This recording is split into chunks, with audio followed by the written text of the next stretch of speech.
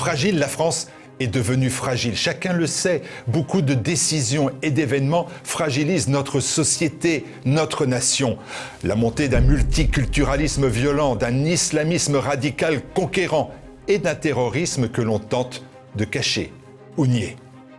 Les craintes d'une crise financière mondiale qui amènerait à taxer les comptes des particuliers.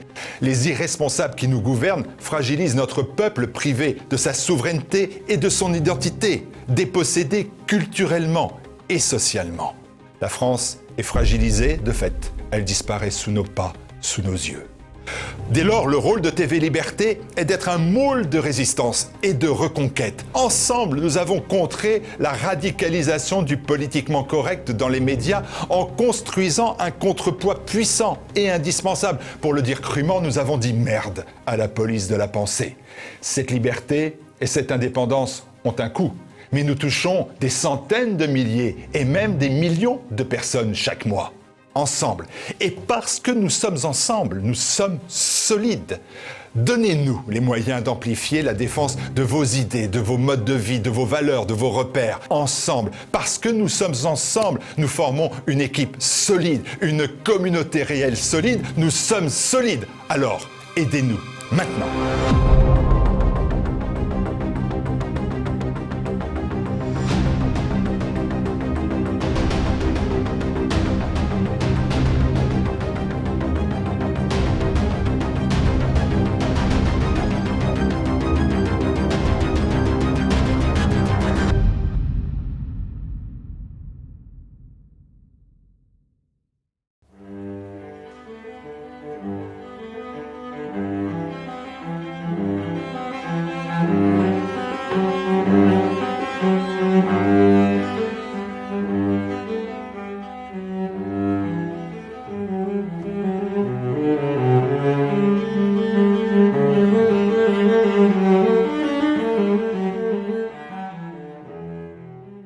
Amis de TV Liberté, bonjour. Nous filons tous deux au cinéma. Bonjour Frédéric. Bonjour Anne. Alors, votre récolte est bonne. Une récolte en tout cas, comme toutes les récoltes.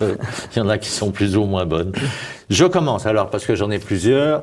La Cordillère des Songes, c'est un film que je suis allé voir parce que c'est Patricio Guzmán qui est connu pour faire des documentaires. C'est un documentaire sur les Andes, sur le Chili.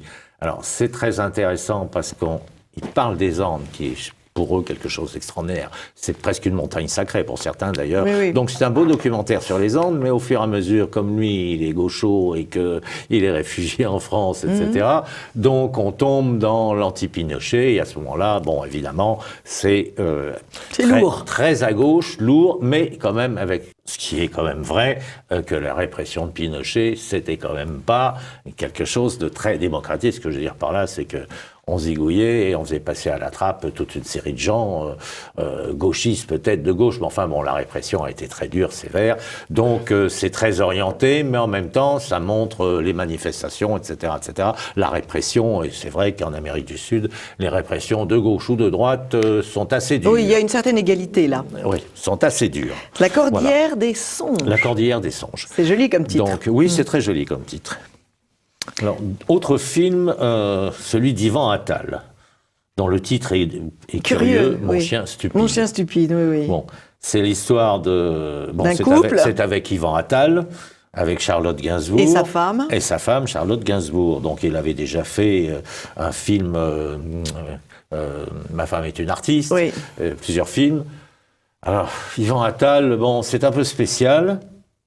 C'est l'histoire d'un romancier à succès. Qui n'a plus d'idées. Qui n'a plus d'idées, qui n'a plus rien, qui est en dépression, qui est un peu atrabilaire, qui supporte plus grand-chose. Sa femme, elle aussi, est un peu en dépression. Bon, c'est quand même, ça fait beaucoup. Sa femme est un peu en dépression aussi. Elle se soigne avec des médicaments et du vin blanc. Bon, c'est un peu déprimant. Il y a des idées. Arrive un chien ? Oui, il y a des idées, c'est sûr. Donc cette idée-là arrive un chien. Bon. Alors c'est des espèces de gros nounours, je ne sais plus quelle race c'est. Et puis bon voilà, il s'en tige du chien, il impose son chien à tout le monde. Et quelle est l'évolution ? Alors l'évolution, ils ont trouvé ça très drôle, c'est qu'effectivement la partie comique, moi je trouve ça assez comique, c'est sûr, et ça se répète, c'est que le chien vient se frotter contre tout le monde. Donc, quand il n'aime pas quelqu'un, il envoie le chien, il vient se frotter sur la personne. C'est un peu grotesque. C'est et lourd ridicule. aussi, oui. C'est lourd aussi. Disons que Mon chien stupide est un film stupide. Voilà. Merci Frédéric, parce que je n'avais pas l'intention de m'infliger cette Et nous punition. avons en même temps 4 enfants dedans. Alors, ce sont 4 enfants de l'ère moderne qui insultent plus ou moins le père, qui se tiennent comme des gouchards, et les paroles sont au même niveau. Voilà, c'est un film très contemporain. Oui, très contemporain. Alors par contre, quelque chose d'autre que j'ai beaucoup aimé, mais il faut quand même avoir 2h25 pour le voir, c'est Le Trèfle de Mario Bellocchio. Ah oui. Alors, Le Trèfle de Mario Bellocchio, il Ouais. avait fait Vincere, qui était un très beau film, il Bien revient sûr. à l'écran. C'est un film qui a été présenté à Cannes, qui était dans la sélection. 2h25 sur, non pas sur la mafia, mais sur un homme. Sur un Parce que repenti. Enfin, oui, dit repenti. C'est la Cosa Cosa Nostra, pas la Costa Azul, c'est la Cosa Nostra. C'est l'histoire de Bruschetta, c'est une histoire véridique, naturellement. Ça se passe dans 1980. Il se trouve qu'il y a des guerres internes dans la Cosa Nostra. Ses fils se font descendre, ont été tués. Il s'enfuit au Brésil, il se réfugie au Brésil avec le reste de sa famille. Mais il se rend compte qu'il y a encore des tueries. Lui, il en souffre parce que ce sont des gens à lui, etc., etc. Donc, il ne sait pas, il reste au Brésil, mais il se fait extrader. Donc là, il est bien obligé de partir. Il revient, et comme il a été écœuré par la Cosa Nostra, qu'il estime trahir l'éthique de la mafia, c'est ça qui est intéressant. Donc, il revient, il se constitue prisonnier, il se met d'accord avec le juge Falcone, et il devine tout, il donne tout. Donc c'est fait un petit peu en plusieurs parties. Et il est incarcéré. Ah bah oui, évidemment, mais bon, il aura des avantages quand on est repenti. Ensuite, donc on part sur on présente un petit peu la mafia, la Cosa Nostra, avec les différentes familles. Ensuite, on voit les crimes, etc. Et ensuite, c'est tout cet accord de ce repenti, qui se dit repenti, mais lui, il se dit pas repenti. Il dit, je venge les miens, et en même temps, c'est très intéressant, parce qu'on se dit, quelle est la motivation de cette personne-là? Est-ce que c'est pour se mettre à l'abri? Est-ce que c'est parce qu'il pense que vraiment c'est pas un salaud parce qu'il trahit les autres dans son truc? Non, c'est pas un salaud, c'est pas un repenti, c'est quelqu'un qui dit ce sont des gens qui ont trahi parce qu'ils tuent à droite et à gauche. Il continue la guerre. Il continue la guerre sur un. Il tue femmes et enfants, ce qui n'est pas d'éthique etc. Alors les entretiens avec le juge Falcone sont très intéressants psychologiquement, c'est très bien fait. Ensuite, on voit évidemment Falcone qui a été assassiné. Et il a sauté avec je ne sais pas combien de kilos de dynamite. C'est un film qui est long, mais qui est remarquablement intéressant, et surtout par l'interprétation de l'acteur. De l'acteur qui est très très bien. Francisco Favino, qui est vraiment très bien. Ça, c'est un film que je recommande, parce que c'est vraiment un très beau film psychologique sur l'état d'esprit de quelqu'un qu'on pense à un repenti, et il refuse le terme de repenti. C'est très intéressant. Alors, moi, je vous propose un film très long aussi. C'est un film japonais de Kurosawa. Kurosawa, mais pas. Ah, pas Akira. Pas Akira. Kiyoshi Kurosawa, qui est un cinéaste très reconnu au Japon. Et c'est une histoire assez étonnante. Au bout du monde, c'est tout de même la chanson d'Edith Piaf, que l'héroïne japonaise va chanter 2 fois. Alors, Au bout du monde. Ah, Au bout du monde, la chanson. Alors, c'est une histoire très très étrange. Figurez-vous que c'est l'histoire de la réalisation d'un documentaire, d'une émission de télévision japonaise en Ouzbékistan.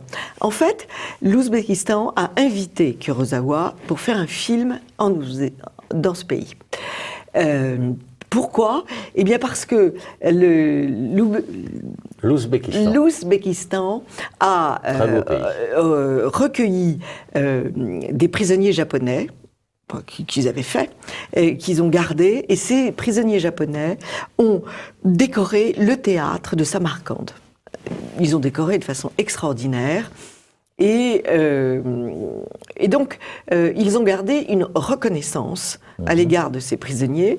Et le gouvernement voulait marquer cet anniversaire de leur relation d'un genre particulier.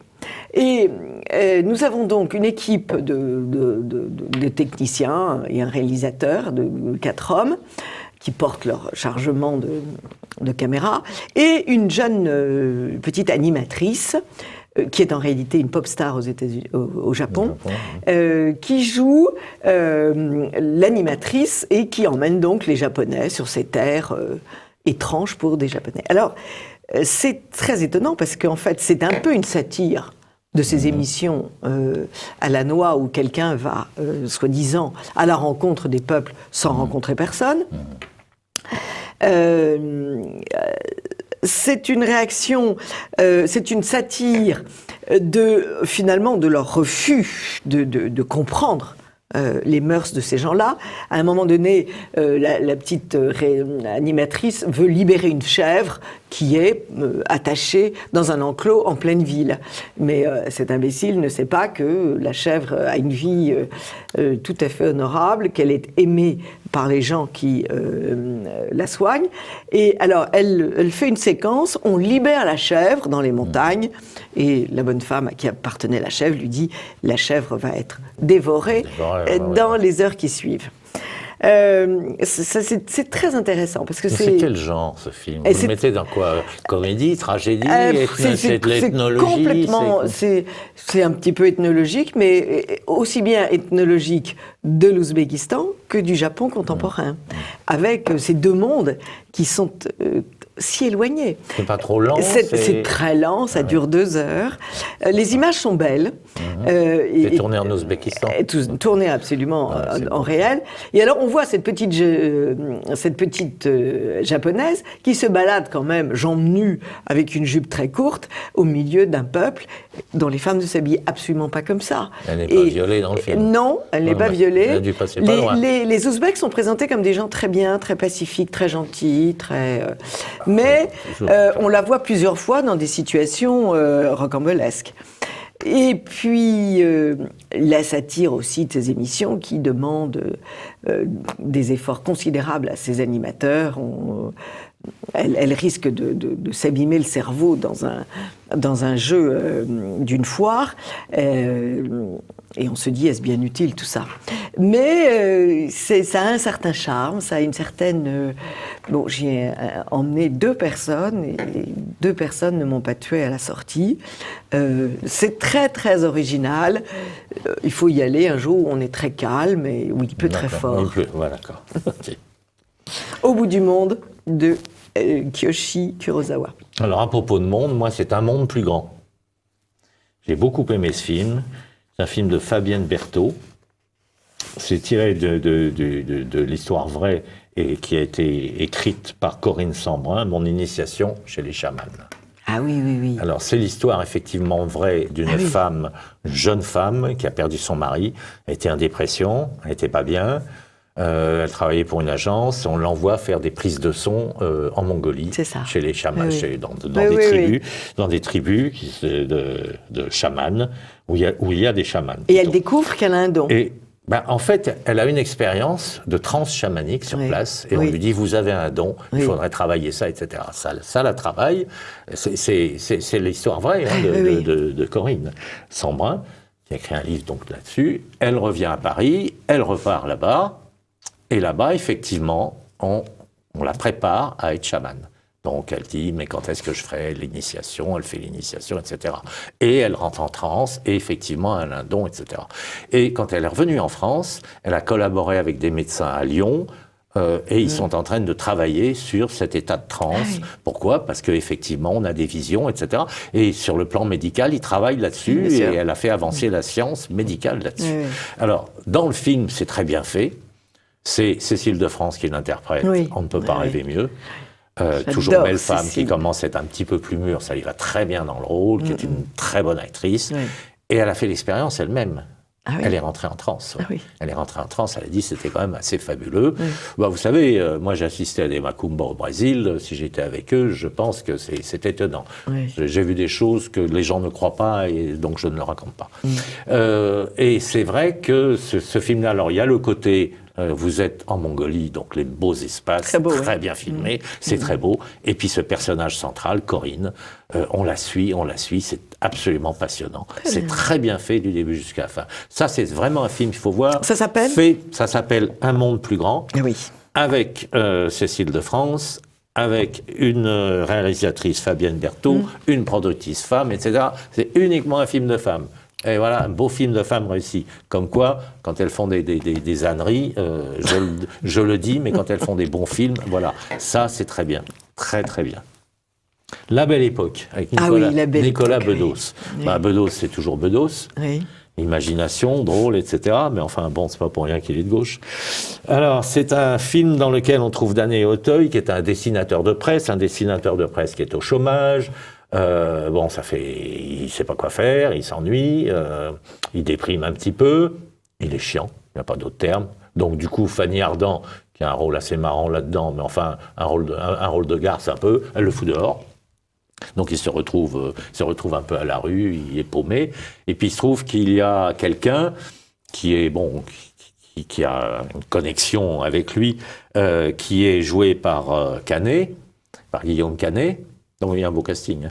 Fanny Ardant, Guillaume Canet et Daniel Auteuil, et qui organise d'une façon très bonne. Vous voulez être dans quelle époque? Ah bah je vais être au Moyen-Âge. C'est ça, je vais être il là. transpose. Donc, alors il des transpose à volontaires. l'époque. Alors vous faites ça pour un jour, 2 jours, vous payez. Hein, ça leur apporte de l'argent, c'est très intéressant. Et il y a les décors, il y a tout ce qu'il faut, etc. Et lui, il se dit, ah bah j'ai envie de revenir en 1974, quand j'ai connu ma femme, Fanny Ardant. Et refaire quand il l'a connue. Bon. Donc, alors, le sujet est très original, c'est Bedos qui l'a trouvé, donc il a de l'imagination, le sujet est original, oui, c'est vrai, c'est très original, il y a beaucoup d'imagination, c'est bien fait, les décors, etc., tout est bien fait. Mais, le problème, c'est qu'il ne peut pas s'empêcher d'être obsédé sexuel. Il y a des scènes sans arrêt, et bon, alors on les voit pas à fond, mais ouais, je te fais ça, et je te fais ça, etc. On sent que c'est fatigant, c'est fatigant. Hein. La petite partouze nous ouvre la porte. Ah bon, j'en reviendrai. On revient aussi pour voir les cornus encore une deuxième fois, etc. Des dialogues d'une grossièreté, alors sans nom, évidemment, sans arrêt. Donc moi, je n'ai pas aimé à cause de ça, mais je reconnais les qualités du film, en tout cas. Vous êtes très honnête, Frédéric. En tout cas, Daniel Auteuil est parfait dans ce rôle d'homme un peu sans âge. Alors, ce qu'il y a de drôle, mais je dévoile pas tout, c'est qu'en fait, la petite amie de Canet qui fait des piges, il tombe amoureux d'elle parce qu'elle joue le rôle de sa femme quand elle était jeune, etc. Donc, non, mais c'est bien ficelé de ce côté-là. Il y a quelques petites longueurs. C'est original, c'est intéressant, mais vraiment, non, il aurait fallu que ce soit un petit peu plus propre quand même. Et puis, ah bah oui, quand même, le grand film d'action, Midway de Roland Emmerich. Bon, Roland Emmerich, c'est quand même pas n'importe qui. Donc c'est la bataille. La bataille de Midway. Alors très vite, cette bataille du Pacifique a été très importante. Il y a eu pas mal de films tournés dessus. Alors il y a Pearl Harbor, que moi j'avais beaucoup aimé, qui était un très bon film. Et puis le fameux Tora, sur la bataille avec les Japonais. Alors ne pas oublier que Midway, c'est pas une bataille navale, c'est une bataille entre l'amirauté des deux côtés, mais ça se n'est fait que par des avions qui envoyaient torpilles et bombes pour essayer de couler les porte-avions. Les Japonais en avaient 9, les Américains en avaient 3, et ils ont réussi à gagner cette bataille-là. Pourquoi Pearl Harbor a été perdu? Parce que il y a eu une faute des renseignements généraux, parce qu'ils savaient qu'il y avait quelque chose qui se préparait. Enfin, les renseignements ont été pas bons. Là, au contraire, ils ont eu des très bons renseignements, c'est très bien montré dans le film. Hein. Ils ont eu des très bons renseignements, ils ont cassé les codes japonais, donc ils ont pu savoir ce qu'ils voulaient faire, etc. Et c'est eux qui les ont amenés dans ce piège de Midway. Bon, donc les renseignements ont été très bien, ça a été très bien fait. Alors vous avez, historiquement, c'est bien fait. Hein. Vous avez quand même telle date, tel endroit, etc. On voit comment ça se passe, tel endroit, jusqu'à la bataille de Midway, avec évidemment l'amiral Nimitz qui est là. Donc c'est fait à l'américaine, avec des grands moyens, c'est super bien fait. Quand il faut faire le petit coup de violon, vous avez le petit coup de violon, vous avez les avions qui atterrissent sur le porte-avions. Bon, tout ça c'est bien fait. Et dans les batailles aériennes, c'est spectaculaire, mais pour moi c'est trop spectaculaire. Si vous regardez bien, vous verrez que vous avez beaucoup d'avions. Il y en a peut-être un petit peu trop en effets spéciaux, que des avions, puis ils peuvent pas être à 20 mètres l'un de l'autre. Vous voyez ce que je veux dire? Bon, il faut pas exagérer tout à fait. À un moment, ça fait grand jeu vidéo. Alors, c'est spectaculaire. Ça plaît à la foule, c'est grand jeu vidéo. Comme je dis, pour ceux qui aiment les choses véritables, allez voir la série qu'avait fait Costel sur la guerre de 40. Il a fait, d'ailleurs, ils en repassent en ce moment à la télé contre les Allemands à terre, etc. Mais il avait fait aussi toute la bataille du Pacifique. Et là, vous pouvez le trouver en DVD. C'est uniquement des archives montées. C'est très bien. Alors ça, c'est grand public. C'est bien pour le grand public. C'est un beau film, mais avec, évidemment, les effets spéciaux, les exagérations. Alors, nous avons, pour résumer, vous avez évoqué, Frédéric, La Cordillère des Songes, Mon chien stupide, Le Traître, Un monde plus grand, et donc Midway. Moi, je vous ai... Et La Belle Époque. Et La Belle Époque. Et je vous ai proposé Au bout du monde, le film japonais. Je voudrais dire que, parce que certains auditeurs, téléspectateurs m'ont appelé pour me dire que le film Joker était quand même d'une violence rare. Et c'était des adultes, c'était un homme d'un certain âge qui a beaucoup bourlingué. Donc je signale pour que nos auditeurs ne soient pas choqués. C'est violent, mais pour moi, c'est le film choc de l'année. C'est un très absolument, mais il faut toujours dire quand c'est très violent, parce avec une interprétation extraordinaire. Il y a des gens qui sont assez allergiques à ça, dont moi. Je rappelle qu'il y a sur les écrans de très bons films en ce moment. Il y a Donne-moi des ailes, Alice et le maire et Sorry I Miss You. Oui, j'en ai pas parlé parce que j'ai pas eu le temps. C'est un film à voir absolument. C'est un très beau film. Et je vais même vous dire, un film à voir absolument et qu'on devrait montrer à toutes nos élites. Oui. Toutes nos élites devraient voir ce film-là. Pour voir ce que c'est des gens qui sont dans la misère et qui se battent. Absolument, absolument. J'ai oublié une caractéristique de mon film japonais, c'est qu'on voit cette jeune japonaise qui est à des milliers de kilomètres de chez elle, puisque l'Ouzbékistan c'est près de la mer Caspienne.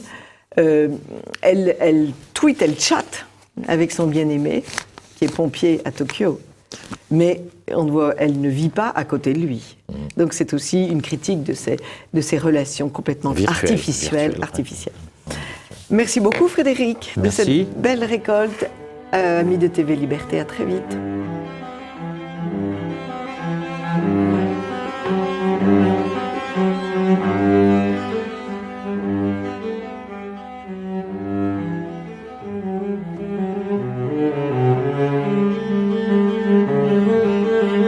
Amis de TV Liberté, bonjour.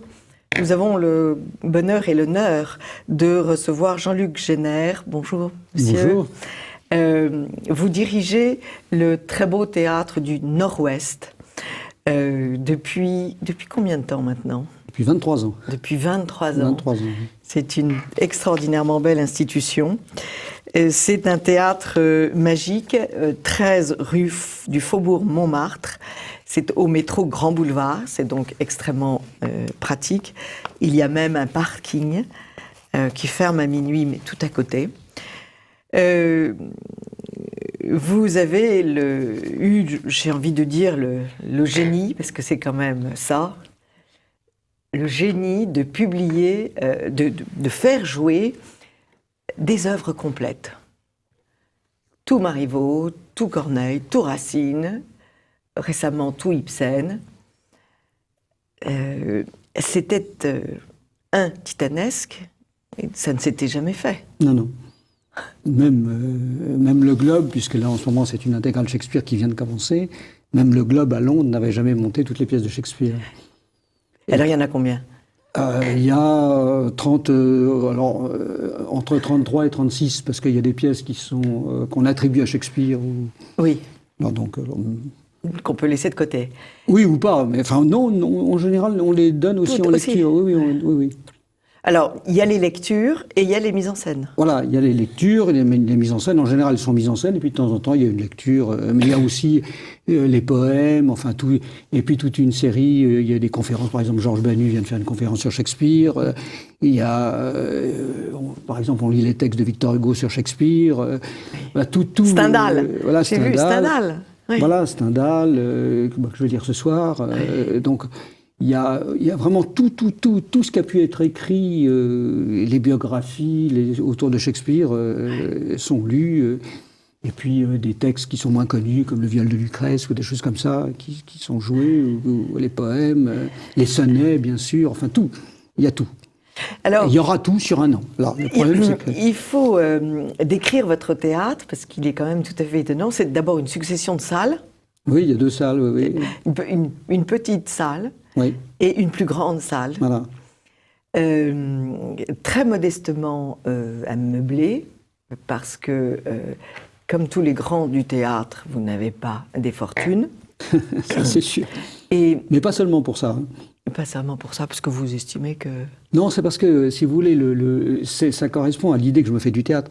Pour moi, le théâtre, c'est le cœur du théâtre, c'est le comédien. Et c'est le comédien qui s'incarne, qui devient le personnage. Et tout ce qui est autour, en général, le plus souvent, c'est des cache-misères. Alors, on rajoute de la lumière, on rajoute des décors, on rajoute des choses qui, au bout du compte, n'ont pas de grande importance. C'est le comédien qui est le cœur du théâtre, et autour du comédien, s'il faut une chaise, on met une chaise, s'il faut une table, on met une table, bien sûr. Mais c'est pas ce qui compte. Et à chaque fois, je dis, mais est-ce que vraiment cette table est utile? Est-ce que vraiment cette chaise est utile? Et on s'aperçoit en général que ce n'est pas le cas. Par exemple, je viens de monter Othello, il n'y a rien. Il y a le plateau nu, il n'y a rien. Il n'y a pas un lit? Non, Desdemone, elle est étouffée dans le lit. Voilà, il y a juste un lit à un moment donné qui est dans un endroit mais le plateau est nu, voilà. Et un oreiller Comment? Et un oreiller Non, parce que je ne la fais pas tuer avec l'oreiller. Ça, c'est un choix artistique. Elle est tuée avec une épée. Oui. La pauvre Desdemone. Le résultat est le même. Le résultat est le même. Mais vous ne faites pas tuer Othello par Desdemone, parce que c'est une version extrêmement machiste que cette version. Oui, vous n'avez pas voulu faire comme le metteur en scène de Carmen. Voilà, non, on ne fait pas ça. Et en plus, même, on va tellement plus loin que le comédien qui joue Othello n'est pas noir. Et donc, là, je risque gros. Vous n'êtes pas du tout dans la norme. Il y a une autre version d'Othello qui se joue en ce moment, qui vient de se jouer, où il y a juste Othello qui est blanc et tous les autres sont noirs. Voyez, donc on en arrive ça s'impose, ça s'impose. Des politiquement corrects qui deviennent très, très amusants.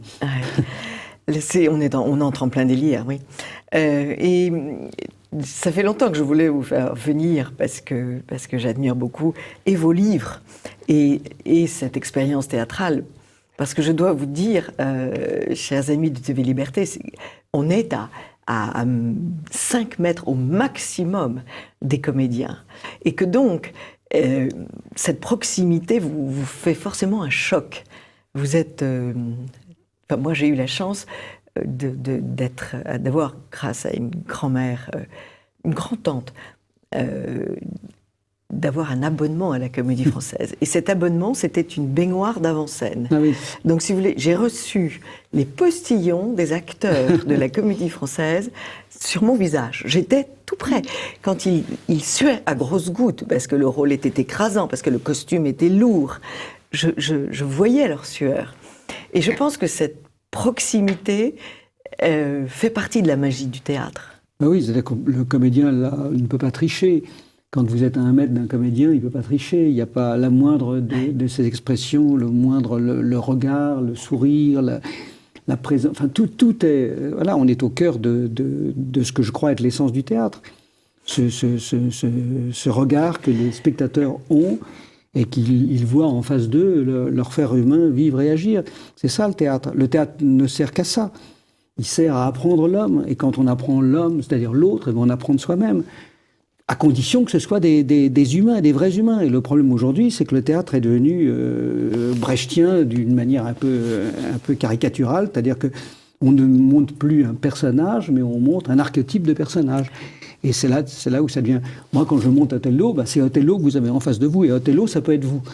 Voilà. Desdemone, ça peut être nous. Voilà. Et surtout aujourd'hui, et quand on a la chance d'avoir des grands auteurs comme ça qui sont éternels, parce que l'homme est éternel. Donc il y a peu de progrès. Il y a peu de progrès en la matière. Non, il n'y a pas de progrès dans la matière. Et c'est pour ça qu'il y a une idéologie dans tout ça. C'est une idéologie traditionnelle, chrétienne, voilà, qui fonctionne dans ce théâtre. Ce qui n'est vraiment pas le cas malheureusement aujourd'hui à Paris. Enfin, à Paris et en France d'ailleurs. Alors, vous avez fait une intégrale de Ibsen. Ça, c'était extrêmement aventureux, parce que Ibsen, d'abord, c'était connu de nos parents et de nos grands-parents. Aujourd'hui, Ibsen, voilà, c'est des œuvres extraordinaires, mais que personne ne connaît. Pour vous donner une idée, quand on était en redressement judiciaire il y a quelques années, parce que j'avais des dettes extrêmement importantes, et le juge me dit, mais pourquoi les recettes sont, d'une année sur l'autre, sont devenues... si différentes. Voilà, si différentes. Mais je dis, parce qu'on est passé d'une intégrale Molière à une intégrale Strindberg. Et il me dit, qui ça? Je dis, bah voilà. Oui, Strindberg n'est pas très connu. Voilà, Strindberg, Ibsen, c'est des auteurs. Mais c'est mon travail de faire ça. C'est votre travail, mais est-ce que... C'est que j'ai ruiné le théâtre, c'est sûr, mais je le savais à l'avance. Le problème, c'est que... est-ce que vous sentez un désir d'apprendre chez nos contemporains? Parce qu'on ne connaisse pas Ibsen, ça n'a rien de honteux, de pécamineux.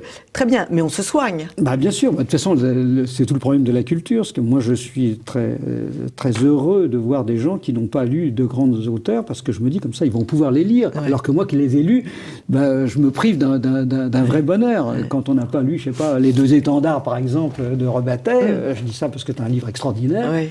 Bon, on a la chance de pouvoir le lire. C'est vrai. Et c'est valable pour les grands. Hein. Mais il nous en reste toujours à découvrir, de toutes les façons. Alors là, vous montez cette intégrale de Shakespeare, c'est énorme, parce qu'en plus de ça, il y a beaucoup d'acteurs dans ces pièces. Ah oui, on l'a déjà fait. Hein. Là, c'est une reprise, parce que ça ne sera pas les mêmes comédiens, ça ne sera pas les mêmes metteurs en scène. Ah, vous avez fait déjà une intégrale de Shakespeare? Déjà une intégrale de Shakespeare. Simplement, c'est que c'était l'intégrale qui avait le mieux marché. On faisait des recettes formidables. Ah oui. Et là, comme je suis en train d'essayer de sauver le théâtre... Et comme il y a le feu au lac... Voilà, donc j'ai fait une énorme concession de refaire. Mais avec d'autres comédiens. Par exemple, je suis en train de monter Hamlet. C'était Emmanuel de Chartres qui jouait Hamlet. Là, maintenant, c'est Rémi de Monvel Rémi a 20 ans. Emmanuel en avait 50 quand il a joué, 60. Donc, vous voyez, c'est complètement différent. La distribution est complètement différente. Bien et sûr. On s'aperçoit, là encore, une fois de plus, à quel point c'est le comédien qui fait le spectacle. Parce que c'est le même metteur en scène, c'est le même texte. Mais ça n'a rien à voir. Le spectacle n'a rien à voir. Parce que les personnages sont nourris différemment par le corps, par l'âme, par l'histoire de chaque comédien. Alors, vous montez donc cette intégrale parce qu'il faut remplir les caisses. Pas seulement. Non, je caricature, mais il y a, encore une fois, une grande panique dans votre théâtre, puisqu'on ne sait pas s'il va pouvoir durer l'année prochaine. Comment est-ce que ça fonctionne? Déjà, vous me dites que vous n'avez pas de subvention depuis 7 ans. Qu'est-ce qu'il faut pour avoir une subvention de l'État?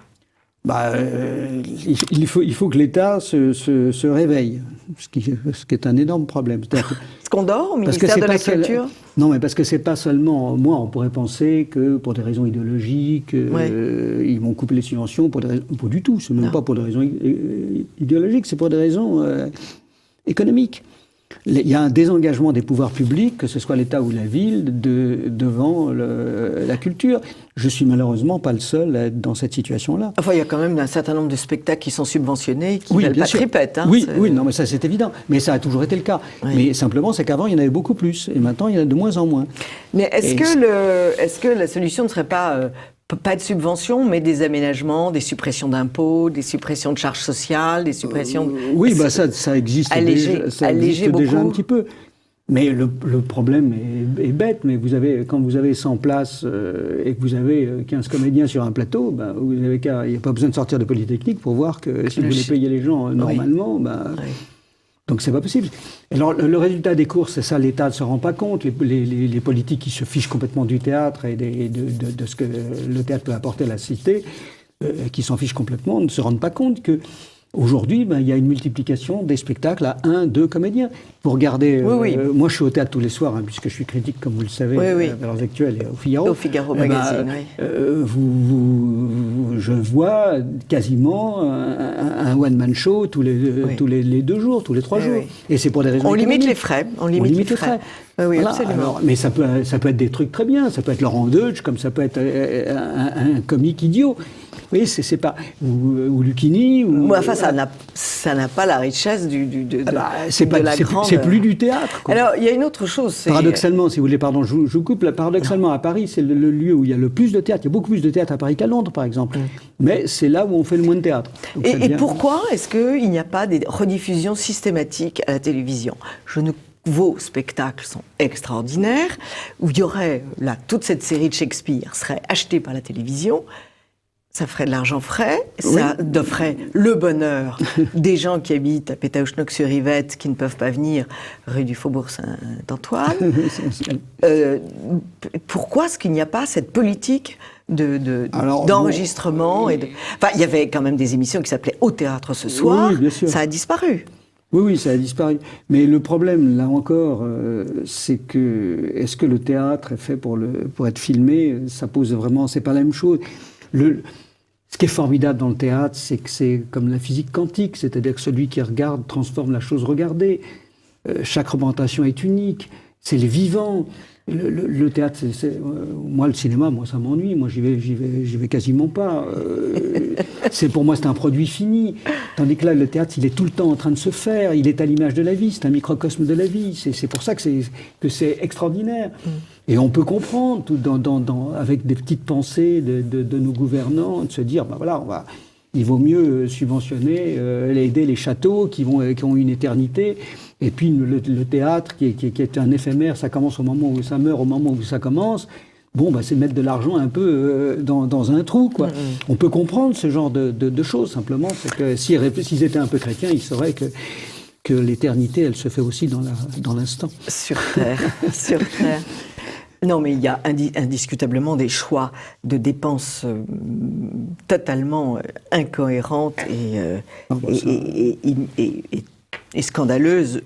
Ne mâchons pas nos bien sûr, nos mots. C'est ce qu'on appelle des fromages. Et le problème, c'est que les fromages voilà, se réduisent. les fromages, vous avez lâché le mot. Voilà. Et les fromages se réduisent, ce qui fait que les gens, avant, quand vous avez des subventions importantes dans certains théâtres, ils pouvaient aller acheter des spectacles. Mais maintenant, ils n'en ont plus. Donc, qu'est-ce qu'ils font? Ils gardent leurs petits trucs et puis ils font de l'entre-soi. Et il n'y a pas vous vendez pas vos spectacles à des théâtres de province, parce qu'il y a beaucoup de théâtres en province. Oui, mais maintenant, ils n'ont plus les moyens d'acheter. C'est ça le problème.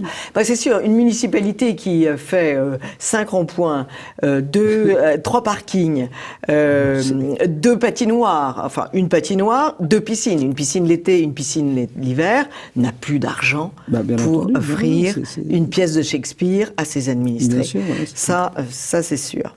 Alors, vous publiez en janvier prochain un livre qui s'appelle « Pour en finir avec les comédiens ». Qu'est-ce que vous dites? Vous savez, c'est la collection Atlante, qui est un très très bon éditeur. Oui. Donc c'est le nom de la collection, Pour en finir. Alors l'année dernière, j'avais écrit Pour en finir avec la mort. Oui. J'avais écrit aussi Pour en finir avec la langue de Shakespeare, le terrorisme de l'anglais. Donc, voilà.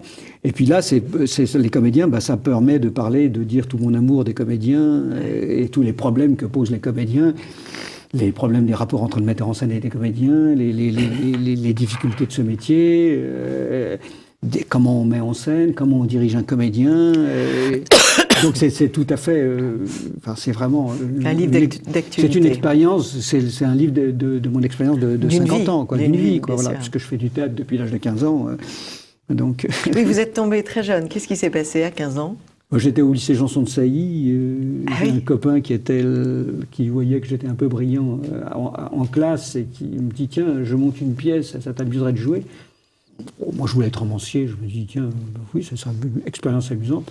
Je suis rentré à la salle Clermont, j'ai franchi les pas, et c'est vraiment comme une histoire d'amour. C'est un coup de foudre. J'ai su que je ferais ça toute ma vie, à 15 ans, 16 ans. Voilà, c'est ce qui s'est passé. Et d'ailleurs, j'ai pu constater combien les jeunes étaient pris par le verbe, par la chose parlée. Quand vous les faites réciter, quand vous leur donnez un texte à prononcer, à avoir en bouche, et à crier, à proclamer, ils deviennent autres. Alors là encore, c'est pareil. Par exemple, dans mon livre, je fais la différence, j'essaie d'expliquer la différence qu'il y a entre un interprète et un comédien. Et là, ce dont vous parlez, c'est un interprète. Un interprète. Voilà, oui, mais c'est le premier stade, si je puis dire. Et il y a, exactement, il y a, par exemple, là, tout à l'heure, à 18h30, là, je vais lire Stendhal, justement. Mais là, je suis interprète.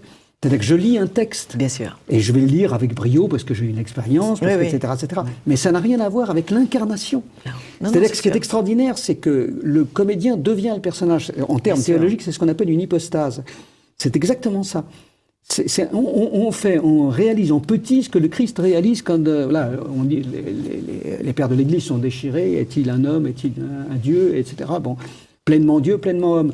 Eh bien, quand on est sur un plateau, on est pleinement soi-même et pleinement le personnage. Le comédien peut faire comprendre ce que c'est que l'incarnation du Christ. Vraiment, le comprendre, parce qu'on le comprend intellectuellement, mais le comprendre physiquement. Moi, quand je suis sur un plateau, je suis Jean-Luc Jeanner, mais je suis aussi Alvaro, puisque je joue en ce moment le maître de Santiago.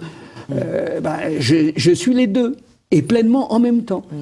Et c'est très marrant, c'est qu'il suffit qu'il y ait, par exemple, des spectateurs qui mangent des bonbons, qui font du bruit, qui toussent trop, etc., ou qui a un petit problème. Et à ce moment-là, la dichotomie se fait, la schizophrénie se fait, et on reste comédien et on n'est plus le personnage parce qu'on se regarde jouer. Et c'est très marrant. Alors que quand on est vraiment pris dedans, c'est insondable comme mystère. Mais on est vraiment le personnage. Et complètement, on se perd dans le personnage. Et c'est ça, le génie, l'essence même de cet art, quoi. Et il suffit d'un rien pour qu'on sorte. Et puis c'est comme dans les films, on voit, on se regarde jouer. C'est très étrange. Alors, est-ce que la solution, c'est de ne pas tout attendre de la subvention et de savoir ce que nous, chaque individu, nous voulons? Nous voulons un théâtre, nous voulons garder le théâtre du Nord-Ouest, et donc nous achetons des places. Vous proposez un pass. Oui. Alors, un pass de 150 euros. De 150 euros pour qui permet de voir tout Shakespeare et toutes les pièces même qui sont programmées dans le théâtre du Nord-Ouest pendant un an. C'est formidable. C'est quand même fantastique. Et on en vend beaucoup en ce moment, je suis très content. Il faut simplement que j'en vende encore plus parce que, évidemment, sinon le théâtre va fermer. Voilà, c'est tout bête. Vous allez sur Internet, vous voyez le programme du Nord-Ouest et vous voyez la variété. Il y a en même temps du Jean Anouilh, du Tchekhov, Monterland, vous venez de le dire, Roxane de Bergerac, d'après Edmond Rostand. Voilà, il y a même ma pièce, L'Enfer, là, qui va jouer dimanche. L'Enfer. Alors, L'Enfer, c'est une...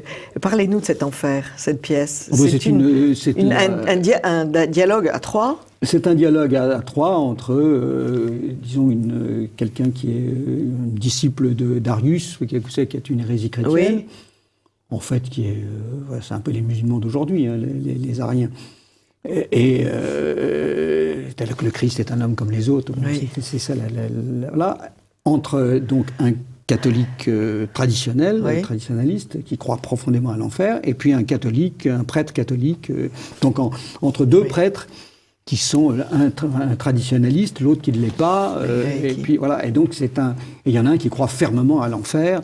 Donc ça pose des tas de problèmes théologiques qui sont absolument passionnants, parce que s'il n'y a pas d'enfer, il n'y a pas de liberté. Enfin bon, vraiment, avec tout ça, voilà. Mais c'est des choses humaines, c'est pas des thèses, hein, c'est comme toutes les pièces que j'écris, c'est pas du tout des thèses. C'est très charnel. C'est toujours très charnel. Tout ce que vous écrivez est toujours très charnel et très... Comme lorsqu'on parle, on n'est pas tout à coup, on va se mettre à être dans une contradiction ou dans un... Voilà, il y a pas, c'est pas que des... C'est des gens qui croient avoir raison, évidemment, chacun de leur point de vue. Et puis vous faites aussi des lectures. Oui. Alors ça, c'était très étonnant. Des lectures d'Agatha Christie, des textes d'Agatha Christie. Love Letters, qui a été un succès extraordinaire. Oui. Ces amants qui s'écrivent toute leur vie. Voilà. Et puis sur Shakespeare surtout. Beaucoup de lectures sur Shakespeare. Et des poèmes de René Char. Enfin, des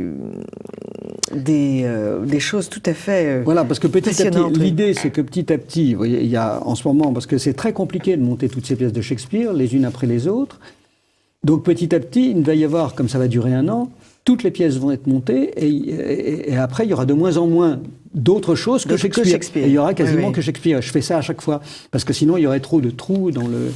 Parce que c'est très compliqué en ce moment. Je suis en train de répéter Hamlet. C'est toujours des distributions 12-15 personnes. C'est très difficile. Et encore, moi, j'ai l'habitude, mais quelquefois, les autres metteurs en scène, c'est plus compliqué. Plus compliqué pour eux, quoi. Donc, on va jouer, là, je vais jouer le Roi Lear. Vous voyez, il va y avoir 20 comédiens. Là, c'est moi qui vais jouer le Roi Lear. C'est mis en scène par Patrice Lecadre. Bon, tout ça, c'est très compliqué à organiser, à mettre en scène. C'est des spectacles qui durent quelquefois 3 heures. Donc, c'est... Ah oui. Donc, chers amis de TV Liberté, vous voulez du théâtre, vous voulez que le théâtre du Nord-Ouest perdure, vous voulez découvrir ce théâtre si vous ne l'avez pas encore fait, et je peux vous dire que vous en serez comblés, parce que c'est d'un moment d'une richesse extraordinaire. Vos acteurs sont toujours très, très prenants, très... Bah, comme dans tous les théâtres, il y a des très bons acteurs, puis il y en a qui sont moins bons. Hein. Oui, enfin, les beaux mises en scène sont en effet d'une grande sobriété, mais ça marche. Ça marche. On est toujours absolument étonnés. Vous avez le génie de nous transporter dans un temple, dans un royaume. Vous êtes avec rien. Oui, mais c'est ça. Avec 3 fois rien, c'est ça qui est inouï. Si, avec l'imagination des spectateurs. Avec l'imagination. Absolument. Il faut que Donc le génie des spectateurs. Avec le génie des spectateurs, vous avez raison. En tout cas, merci beaucoup Jean-Luc Génère. Merci. Et j'espère que je suis sûre que vous serez entendu et que nos... le Seigneur veille, j'espère. Le Seigneur veille, absolument, et que vous aurez à cœur, chers amis de TV Liberté, de garder un théâtre vivant, parce que un théâtre mort, mais c'est toujours un bout de notre culture qui s'effondre, et c'est extrêmement grave. Merci beaucoup d'avoir imaginé cette intégrale Shakespeare, donc du 15 octobre au 2 février, donc vous avez encore... Dans une première partie, 2 ensuite mois. Ce sera du 15 octobre au 15 octobre. Au 15 octobre. Donc vous avez encore du temps, mais avant Noël, il faut que vous ayez acheté ce pass. Oui. Merci beaucoup Jean-Luc Génère d'être venu ce matin, c'est un grand honneur. Amis de TV Liberté, à très vite.